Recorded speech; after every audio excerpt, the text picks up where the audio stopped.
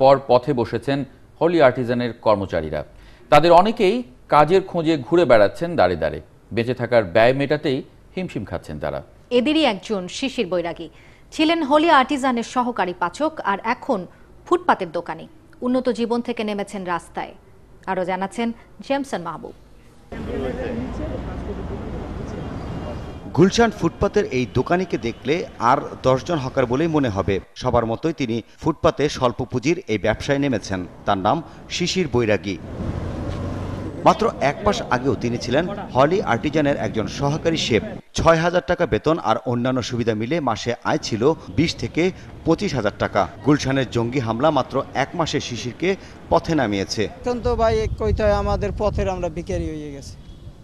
আগে তো অনেক ভালো হয়েছিলাম, বাচ্চা কাচ্চা স্কুলে যেত, বাবা মা ভালো থাকতো। এখন সবাই এই টেনশনে ভাই পড়ে গেছে। শিশির বাবা মা, ভাই, স্ত্রী আর সন্তান মিলে 6 জনের সংসারে খরচ জোগাতো। তার উপর 7 বছরের ছেলেটির কিডনি রোগের চিকিৎসা। সব মিলে পুরো পরিবারটির জীবন যেন অন্ধকারে নেমে এসেছে। বাচ্চাটারে নিয়েই বড় কষ্টে আছি ভাই। ওর কিডনিতে প্রবলেম, প্রস্রাবের সাথে রক্ত পড়ে ভাই। সমস্যার কারণে বাড়িও পাঠাইতে পারতে আসি না। এই তো সামনের দিন 3 তারিখ পরীক্ষা, কিন্তু আমি দেশে পাঠাইতে পারি না।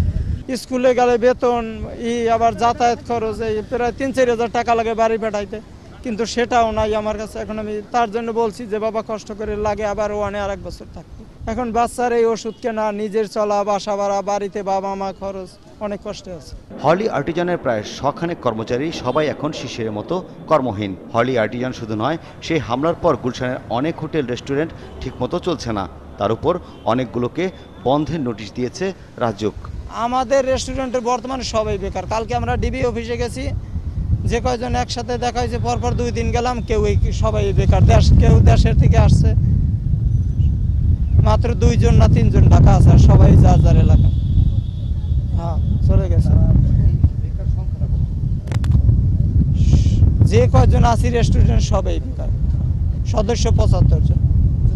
হ্যাঁ 75 জন সবাই বেকার। খালি মালিকের বাড়িতে গার্ড আছে 2-3 জন, তারা তার বাড়ির ওখানে কাজ করে, আর বেকারির 5-6টা লোকের আছে কোন মালিকের কোন। 1 জুলাই সেই রাতের স্মৃতি এখনো শিশিরকে তাড়া করে বেড়ায়। স্বল্প শিক্ষিত শিশিরের প্রশ্ন, নিরপরাধ মানুষকে হত্যা করে তাদের জীবন জীবিকা কেড়ে নিয়ে কোন ধর্মের কথা বলে জঙ্গিরা? এখন তারা বেহেশতে গেল কিনা তারাই জানে, কিন্তু আমাদের তো দেশেরও ক্ষতি করছে, আমাদেরও ক্ষতি করছে। জেমসন মাহবুব।